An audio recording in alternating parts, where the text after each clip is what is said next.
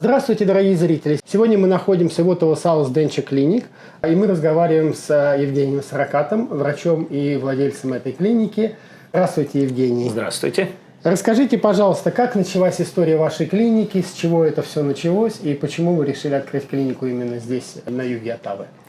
Все это началось 10 лет назад, вернее, больше, чем 10 лет назад, потому что, как любой человек, особенно иммигрант, который приехал с Казахстана, всегда было желание открыть свой бизнес, начать свой бизнес. И когда даже учился в школе, уже были как бы идеи насчет открытия собственной клиники. И после того, как я выпустился из George Brown College, набрался опыта, и получилось так, что друзья подсказали, что была возможность взять здание и открыть клинику. Мы последовали совету и 10 лет назад открыли Ottawa South Denture Clinic. Многие наши слушатели интересуются Canadian Dental Care Plan. Многие клиники сейчас лицензированы, в том числе ваши, для того, чтобы оказывать вот эти бесплатные или спонсированные услуги по Dental Plan. Но это новая достаточно история для Канады. Расскажите, пожалуйста, более подробно нашим зрителям, в чем он состоит и как они могут им воспользоваться, придя в вашу клинику. Эта программа была создана для людей, которые не могли себе позволить стоматологические услуги до этого. И программа очень хорошая, помогает людям получить сервис от стоматологов, не переживая насчет того, что они потратят очень много денег. Программа эта работает через компанию Sun Life. Когда человек приходит к нам с этой программой, мы обычно делаем нужные бумажные работы, иногда они требуют фотографии, чарты зубов. После этого посылается запрос в программу, чтобы посмотреть и убедиться, что все услуги будут покрыты. И после того, как мы получаем ответ, если есть какая-то разница в расценках, обычно говорим человеку, предоставляемых им так называемый treatment план или смету, и тогда уже человек решает, хотят ли они продолжать с услугами или если они хотят поискать другие места, как говорится. Понятно. Спасибо. Да, это очень ценная информация, потому что, я знаю, что многие вообще даже не знали об этом плане, как он работает и вообще. Этот план работает по принципу дохода, поэтому обычно подаются заявления для того, чтобы клиент был принят в эту программу. И это делается все через интернет или через телефон. Люди могут пойти на интернет и найти Canadian Dental Care Plan. Там будет объяснено, как подать на программу, какие надо предъявить документы. И после этого обычно занимает некоторое время на рассмотрение. И потом уже государство посылает письмо, либо человек принят в программу, и если принят, какое покрытие у них будет. Евгений, ваша клиника известна тем, что она применяет suction dentures, то есть протезы с присосками. Расскажите, пожалуйста, это новая совершенно технология, как она работает и вообще как это можно присосать протез к десне. Я даже не представляю себе, как это может быть. В принципе, присосок никаких нет. Система эта работает по принципу создания вакуума под протезом. То есть протез сидит на деснах как можно туже, и ткани вокруг десны позволяют создать именно вот этот вакуум, который помогает протезу держаться во рту. Потому что обычно нижние протезы особенно довольно-таки проблематичны, потому что очень много двигающихся частей, включая язык, пол рта, челюсть сама двигается. Поэтому нижние протезы всегда довольно-таки проблематичны. Импланты, конечно, это самое лучшее, что человек может сделать, но немногие могут пойти на операцию, немногие могут себе это позволить. Принцип suction dentures, или нижние протезы по принципу вакуума, дают возможность протезу быть очень стабильным. И если протез намного стабильный, то значит человеку намного легче жевать, функционировать в жизни, как говорится. Евгений, вы стали первым денчеристом или протезистом в Оттаве, который получил сертификацию SEMCD. Расскажите, пожалуйста, чем эта японская технология отличается от традиционных и вообще в чем ее преимущество этой SEMCD? SEMCD – это технология именно протезов по принципу вакуума. Первоначально, когда я начал учиться даже этой профессии, нам всегда говорили, что невозможно сделать так, чтобы особенно полный нижний протез нормально держался во рту. И первоначально, когда я услышал про эту технологию, я был скептиком. Но после того, как я прочитал книгу и попробовал сделать кейс, то сработало все это очень даже хорошо. И тогда я решил, что я сделаю сертификат на SCMCD протезирования. И нашел человека, который впервые изобрел эту систему. Она была изобретена в Японии в 1998 году. И в Канаду она попала примерно в середине 2000-х. Я сделал этот сертификат уже более чем 6 лет назад. И довольно-таки хорошие отзывы. Клиенты довольно-таки рады, что мы можем это им предложить. Потому что, говорится, чем лучше мы едим, тем дольше мы живем. Конечно, да, безусловно. Это очень интересная технология. И мы, конечно, рекомендуем всем нашим зрителям познакомиться с этой технологией. Приходите в эту клинику. Евгений вам конкретно расскажет для вашего кейса, что нужно и как это будет работать. Сегодня много говорят о цифровых технологиях в стоматологии. И вот что такое digital denture? И как вот этот 3D-принтинг работает для зубных протезов? Расскажите, пожалуйста, это вот тоже совершенно инновационная такая технология. И как бы интересно, я считаю, что, конечно, за ней будущее. Но это, да, это очень интересно. Ну да, это очень интересно, конечно. Да, мы предлагаем протезы, сделанные с помощью цифровых технологий. От сканирования рта вместо того, чтобы делать отпечатки, до принтования или выпиливания протеза из материала, который называется PMMA. Эти технологии позволяют нам создать протезы, которые, в принципе, создаются быстрее, чем аналогичные технологии или предыдущие технологии. Также они позволяют человеку, например, очень многие люди бывают протезы, теряют, ломаются. А с этой технологией мы можем им сделать новый протез без прохождения, опять же, всех шагов получения слепков и всего остального. Мы используем также сканеры, которые можем сканировать рты, вместо того, чтобы делать отпечатки, особенно для людей, которые иногда бывает рвотный рефлекс. Люди обычно из-за этого боятся приходить. Так что цифровые технологии, они сейчас, особенно последние 5 лет, продвинулись довольно-таки далеко в плане материалов, в плане доступности. Так что все зависит от того, что хочет человек. Мы готовы предоставить любые формы протезирования. Понятно. Мой еще следующий вопрос. Вот, допустим, у человека отсутствует там 1 или 2 зуба всего, да? Какие для них существуют опции? Нужно ли им ставить полный протез? Есть ли какие-то другие решения для вот таких ситуаций? Что вот обычно вы советуете? Понятно, что каждый кейс, каждый клиент, каждый пациент, он уникален. Но вот в целом, например, если вот у человека там один зуб отсутствует, что вот в этом случае как бы вы обычно рекомендуете?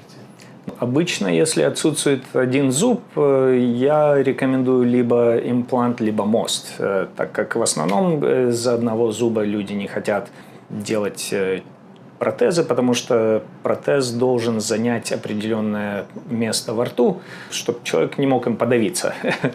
Но многие люди, они иногда бывают, переходят от потери зуба, например, к имплантам или к мостам, и это занимает время. И на это время, если это один зуб, мы делаем маленький частичный протез, который просто занимает один зуб. У многих людей бывает, что нет 3 или 4, а может быть даже больше зубов, но все-таки есть еще свои зубы челюсти. В этом случае мы делаем частичные протезы, опять же, с использованием цифровых технологий. Обычно идет металлический каркас, на котором сидят зубы, и этот каркас крепится к натуральным зубам, таким образом заменяя все зубы, каких нет в челюсти.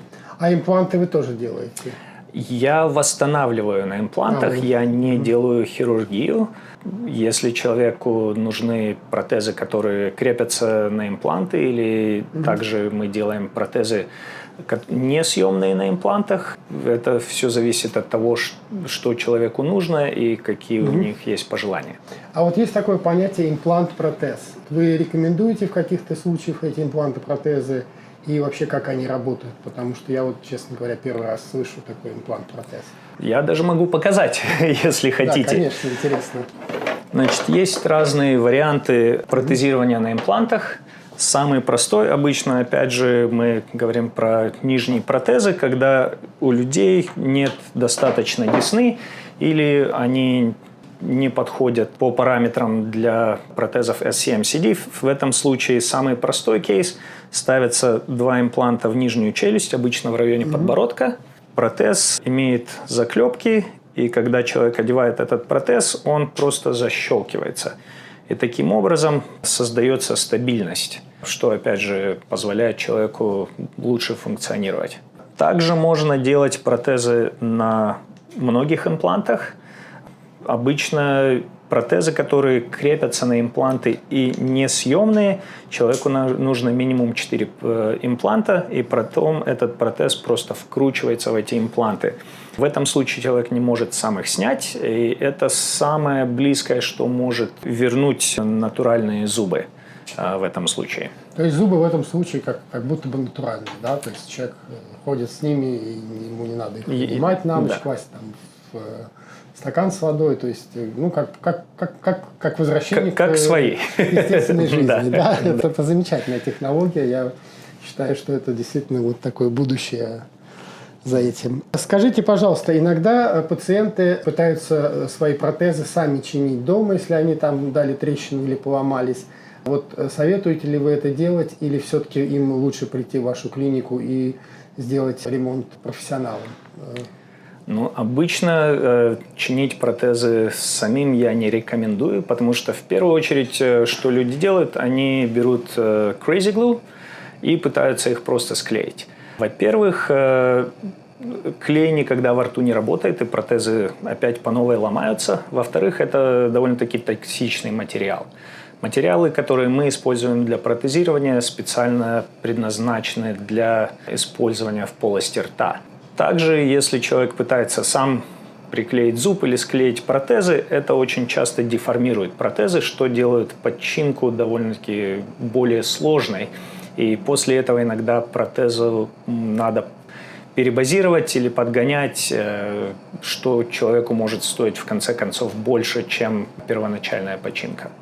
Понятно, да. То есть действительно, как и во многих других случаях, лучше всегда чинить у специалиста, чем особенно когда это касается здоровья. Да, и также мы предлагаем починки. Большинство из них обычно делаются в районе пару часов. В худшем случае они могут быть готовы на следующий день. Да, и вы еще упомянули, что вы чините импланты тоже, когда они там ломаются или трескаются. Да, протезы на имплантах мы чиним. Многие пациенты, они опасаются, что протезы будут выглядеть как-то искусственно, что люди увидят, что у них вставные зубы. Как вы вот добиваетесь эффекта, что зубы выглядят как натуральные, и вообще вот люди, когда ходят с ними, вообще забывают о том, что у них зубы вставные?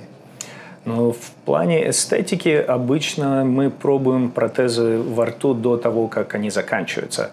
Занимает в среднем от 4 до 5 аппоинтментов, чтобы закончить протезы от начала до конца. И, скажем, предпоследний appointment – это когда человек приходит, и мы делаем генеральную примерку. В этом случае человек может увидеть, как будет выглядеть их улыбка. Если они хотят что-то поменять, сделать более натуральными, поменять цвет, угол, положение зубов, это можно все сделать, чтобы добиться как можно более натурального, как говорится, эффекта, вида. Также я всегда говорю людям, если у них есть фотографии, как они хотят, чтобы их зубы выглядели, или как их зубы выглядели в молодости, они могут принести, и мы всегда пытаемся, опять же, сделать наши протезы так, чтобы они выглядели как можно более натуральными. Понятно. Вот обычно, когда человек к вам приходит, вы даете первую консультацию. Что обычно, вот как происходит первая консультация? Потому что многие боятся прийти, потому что, как доктор, что будет спрашивать, как людям приготовиться к первой консультации с вами? В принципе, первая консультация – это просто разговор. Мы пытаемся познакомиться с друг другом, во-первых, потому что это довольно-таки интимное отношение, потому что человек должен чувствовать себя комфортно со мной, потому что я работаю ближе, чем зона комфорта. Поэтому первоначально мы просто разговариваем. Я пытаюсь узнать, что именно человек хочет добиться, когда они приходят, чего они хотят в плане протеза, какие у них есть страхи, если они переживания. И мы пытаемся все эти вопросы ответить, также предоставить смету, чтобы люди знали, сколько это будет стоить до того, как мы начнем делать наши протезы. Также этот разговор не заканчивается после консультации. В процессе производства протеза все эти вопросы мы, опять же, это все адресуем, отвечаем и делаем нужные поправки, если это нужно. Правильно я понимаю, что первая консультация у вас бесплатная, да? Да, первая консультация у нас бесплатная. Единственное, когда мы будем чарджевать после первой консультации, если человек готов начать с их сервисом, и тогда они обычно делают первоначальную плату. А есть ли какие-то вот типичные вопросы, которые вам задают во время первой консультации, чтобы сразу людям дать ответ, даже до того, как они придут к вам? Я думаю, самый первый вопрос – это сколько это все будет стоить. Да, и сколько это в среднем может стоить, там, допустим, для одной челюсти. Но это все зависит. К сожалению, я не могу просто так дать расценки, но в среднем протезы могут стоить в районе 1500. И если мы работаем с имплантами, то, конечно, это иногда ничуть, иногда намного, но мы всегда предоставляем смету, чтобы люди знали, что именно, какие именно финансовые облигации у них будут, когда они начнут с протезами. Ну, наверное, когда дело идет о собственном здоровье, тут, в общем-то, стоит потратить немножко денег, потому что, лучше экономить там на чем-то другом, но не на здоровье. Вот моя такая точка зрения. Я надеюсь, что она у многих, что многие разделяют. Здоровье – это последняя вещь, на которой можно экономить. Другие вопросы, которые люди спрашивают, это сколько это займет времени, может ли это болеть, какие есть гарантии. Так что все эти вопросы обычно мы отвечаем во время консультации. А вот после того, как вы протез установили, много ли требуется ухода за протезом, как его правильно чистить, как правильно за ним ухаживать? Как вот я знаю, у меня бабушка там клала его в какую-то вот типа чашку с водой на ночь. Это было давно, да, еще в Советском Союзе.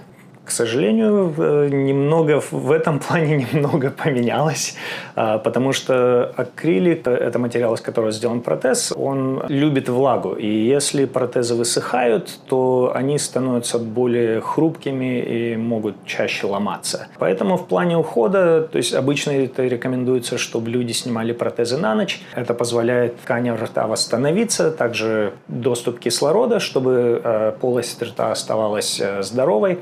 Сами протезы чистятся с помощью специальных химикатов, обычно, которые можно приобрести в любой аптеке. И мануальная чистка, чтобы если там что-то прилипло, застряло, как говорится, это все можно почистить. Как обычно чистка зубов, там, зубной пастой, да? Да. И это относится также к suction протезам, да, которые на suction, то есть они тоже снимаются. Понятно. И вот скажите, пожалуйста, какие преимущества есть у вашей клиники по сравнению с другими денчур-клиниками? Чем вот вы отличаетесь от других и в чем ваше преимущество? Я думаю, преимущество нашей клиники, во-первых, особенно для русскоязычных клиентов, то, что мы предоставляем наши услуги на русском языке. Также мы предоставляем happiness guarantee, то есть мы стоим за нашей работой, мы гарантируем нашу работу. Мы также предоставляем год бесплатных аджастментов, потому что все протезы раньше или позже надо чуть-чуть подправлять. Так что, когда люди делают протезы с нами, у них нет головных болей, что им надо платить каждый раз, когда они придут в нашу клинику. Ну и также я думаю, что мы все-таки делаем очень качественные протезы. Мы стоим за своей работой. Да, я еще заметил, что вы удобно расположены на Принц Уэллс Драйв, у вас просторный паркинг, удобный для... И вообще вот клиника такая чистая, в хорошем здании находится, много комнат, то есть достаточно просторно и комфортно здесь себя люди будут чувствовать. Спасибо большое. И вот в завершении нашего интервью, какой бы совет вы дали нашим зрителям, слушателям, которые откладывают визит, которые нуждаются в протезировании, или детям, которых родители, допустим, престарелые родители имеют проблемы с зубами и все думают, что нет, вот мы там типа не пойдем к протезисту. Какой бы вы совет дали людям, которые нуждаются или их родители нуждаются в протезировании, но они вот все еще никак не могут решиться? Во-первых, я бы сказал, особенно если у людей есть проблемы с протезами, то лучше долго не терпеть, потому что чем дольше вы терпите, как говорится, то тем больше вы страдаете. Иногда бывает, что люди стесняются просто прийти, потому что они думают, что их зубы в определенном состоянии, и это смущает их, потому что они думают, что о них подумают другие люди. Не надо стесняться, потому что, опять же, переживания никогда никому не помогли, поэтому приходите, не стесняйтесь, просто расскажите честно, что вы хотите добиться с протезами, какие у вас есть переживания насчет этого. То есть мы всегда рады ответить на любые вопросы, всегда рады помочь. Спасибо большое, Евгений, за очень было интересное интервью. Я надеюсь, наши зрители, нуждающиеся в протезировании, или, может быть, у вас есть престарелые родители, которые не знают об этом и которые нуждаются в протезировании, пожалуйста, свяжитесь с Евгением. Телефон и контакты клиники вот здесь вот внизу, а также в комментариях под этим видео. Пожалуйста, не забывайте также подписываться на наш канал. Мы рассказываем все интересное, что происходит в Оттаве. Всего вам доброго. До свидания, Евгений. Спасибо, Майя.